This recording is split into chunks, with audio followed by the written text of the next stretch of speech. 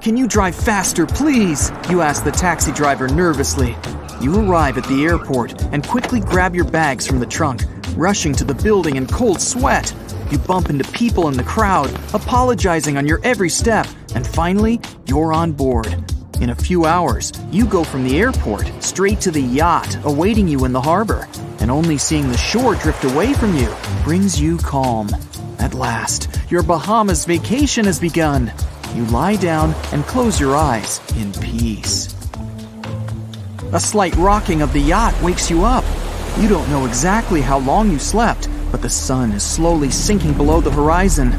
You enjoy a magnificent red sunset, but after a minute, you suddenly realize that you can't see the shore. You run across the deck, looking this way and that. The endless ocean is everywhere. You reassure yourself of having navigational skills and go to the bridge. You look at the compass and see the arrow turning like crazy. Oh, the Bahamas, the Atlantic Ocean, the compass! Wait a minute. Oh no, you're in the Bermuda Triangle! You've heard a lot of stories about this place. Sea monsters, an extraterrestrial base, time loops, and Atlantis. But what to believe? Try to guess which of the theories about the Bermuda Triangle are true. So, the compass, GPS, and internet on your phone become useless. All electronic stuff isn't working. You can't start the yacht's engine to leave this place. Does this happen in the Bermuda Triangle or not? One of the most popular shipping routes passes through the Bermuda Triangle. Every year, many ships sail here, and since the 19th century, only 50 have disappeared. There are places on the planet where many more ships were gone. And if there were serious problems with navigation in the triangle, then the ships would never sail here. Previously, the compass wouldn't work well in the Bermuda Triangle since the lines of the two poles coincided here, true north and magnetic north. If you fall into this line, your compass will behave strangely. But the magnetic north is constantly shifting, and now it's far beyond the triangle. Your navigation is fine. The electronic stuff is fine too. But the fuel on your yacht ran out since you forgot to turn off the engine. You call the rescuers, and they promise to get to you soon. At this moment, a low-frequency noise comes from the depths of the ocean. The sky is twilight, and you notice a bright glow coming from the water. Then, a few feet away, a huge beam of orange light bursts out of the water and rushes into the sky. Another beam shoots out from the other side of the yacht. The starry sky is overcast. It seems like a huge blaster is shooting plasma columns into the sky. A new circle of light appears around your yacht. It gets brighter and brighter, and the energy charge breaks your ship in half. In a life jacket, you jump into the water screaming. A bright light is formed right below you, and, of course, it's all fairy tales. One of the most popular theories is that the site of the Bermuda Triangle was once the ancient city of Atlantis. The people who lived there had amazing technologies that have no rivals in the modern world. And among these technologies, energy crystals were the most incredible. They generated energy and fed it to all of Atlantis. The city is sunken, but the crystals continue to work and release rays of energy directly from the sea floor. This legend appeared around the middle of the 20th century. It was the beginning of all the other popular myths about the Bermuda Triangle. You sit in the cabin and wait for the rescuers. The yacht is rocking. A storm is coming. You look out the window to understand how serious it is, but you can't see anything. Something dark and sticky has pressed itself against the glass from the outside. And this something is moving. It's a huge tentacle. They're everywhere, clinging to the yacht from all sides. You hear the ship's planks crack and run out onto the deck. A heavy thunderstorm has come, and a huge squid appears from the water. It wraps its tentacles around the yacht and pulls it down. You can't move out of fear. This is also not true. Gigantic squids do exist, but they swim in all the oceans and aren't able to sink big ships. There's no evidence that the Kraken or other similar monsters live in the Bermuda Triangle's depths. Somewhere, far away on the horizon, you notice a ship. Finally, the rescuers! You sit on the deck, grab a soda, and wait quietly for them. A popular theory suggests that rogue waves are responsible for many disappearances. Rogue waves are called extreme storm waves by scientists. They occur when different weather patterns take place at the same time and cause large unexpected waves that reach up to 100 feet tall. Witnesses say that the waves look like giant walls of water.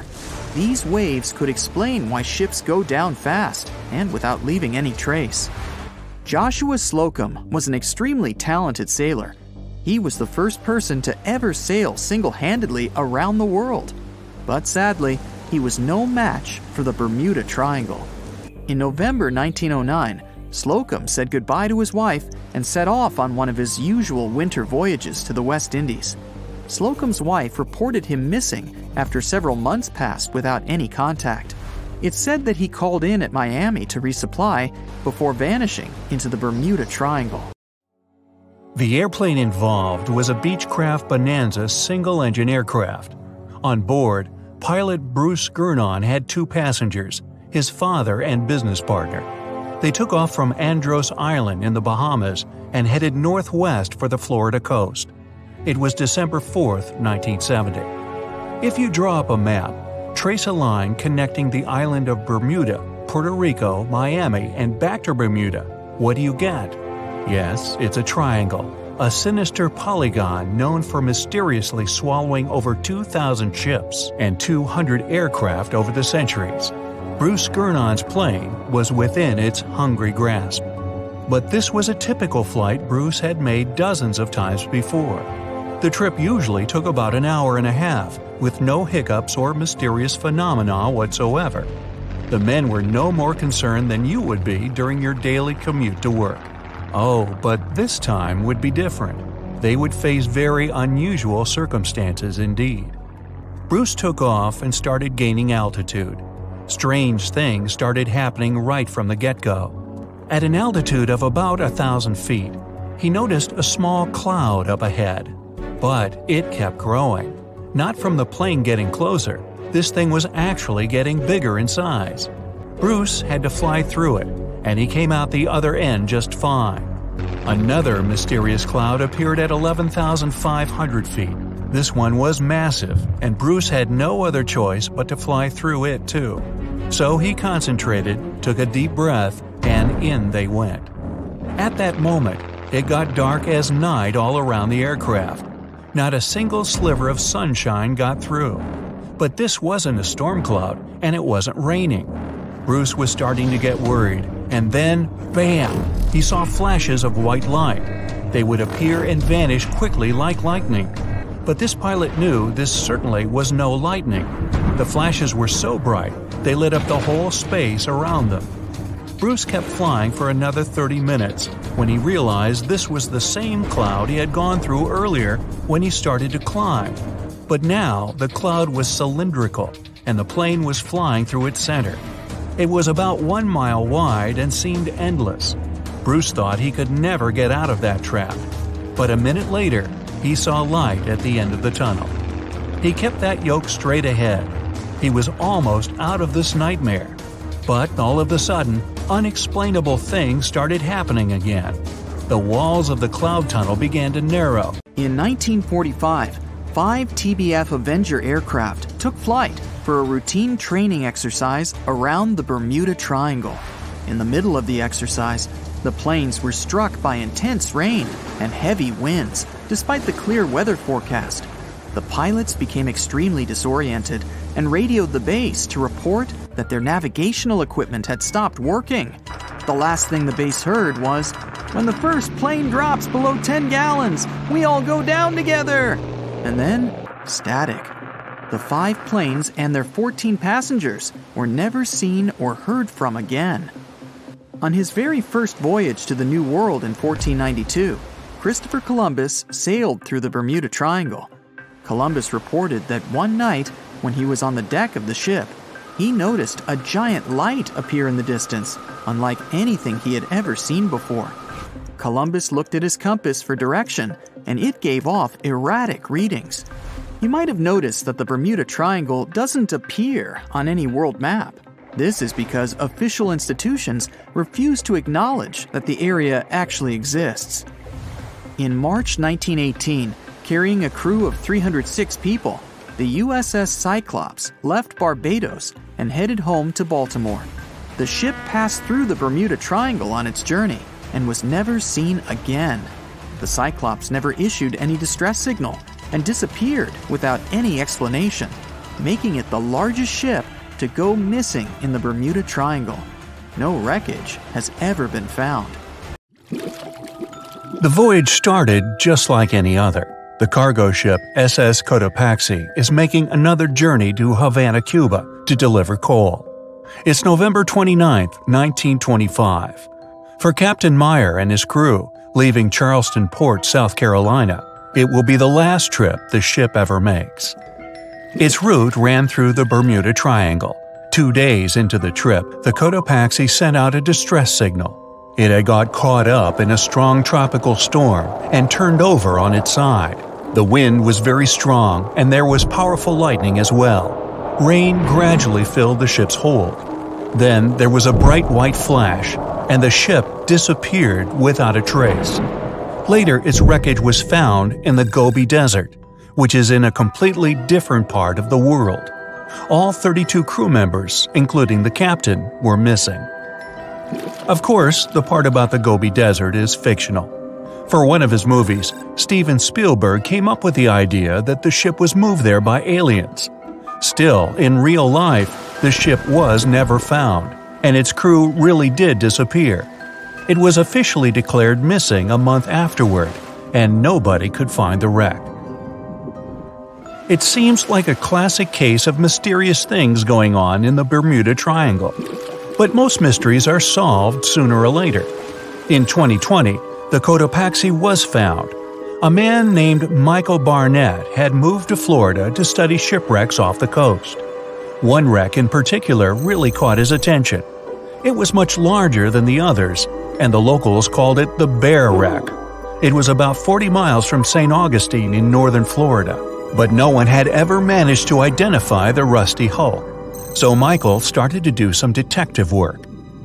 He measured the size of the shipwreck and started working through all the information he could find. He researched hundreds of old newspapers, leafed through insurance records, and looked at artifacts found on the wreck. After hundreds of hours of hard work, Michael was sure it was the Cotopaxi. But a few years before, there had been a rumor that the same ship had been found off the coast of Cuba. The Coast Guard found the wreck of a cargo ship about the same size that looked a lot like the one lost in 1925. Because the Bermuda Triangle isn't a recognized place, no one knows its exact location or size. Some people believe it covers around 500,000 square miles around the Bermuda area. Other people believe the triangle is as big as 1.5 million square miles. The Bermuda Triangle is one of the most heavily traveled shipping routes in the world. Some skeptics believe that this fact solves the Bermuda Triangle mystery. Statistically, the busier the area, the higher the frequency of accidents and disappearances. While this makes sense, it's not the frequency of disappearances that's responsible for the mystery of the Bermuda Triangle. It's the lack of explanation or wreckage found. The Bermuda Triangle is home to the deepest point in the Atlantic Ocean, the Milwaukee Deep. The area has a maximum depth of over 27,000 feet. This is one of the deepest points in the ocean floor, but still not close to the massive 35,000 feet of the Mariana Trench. But the huge depth might explain how such little wreckage has been found. The Bermuda Triangle is home to some pretty intense and unexpected weather. Storms build up quickly and unexpectedly, then disappear soon after. If you blink, you might miss it. This could explain why few distress signals are issued.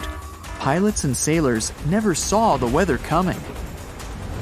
In the year 1800 again, the ship USS Insurgent was on patrol when it stopped briefly at a coastal base before heading back out to sea. That was the last time USS Insurgent was ever seen. A severe storm reportedly struck the West Indies around that time. It's believed that storm was so powerful, it could have caused the sinking of both the USS Insurgent and USS Pickering, which vanished around the same time. Like the Pickering, no wreckage of the Insurgent was ever discovered. That's it for today. So hey, if you pacified your curiosity, then give the video a like and share it with your friends. Or if you want more, just click on these videos and stay on the bright side.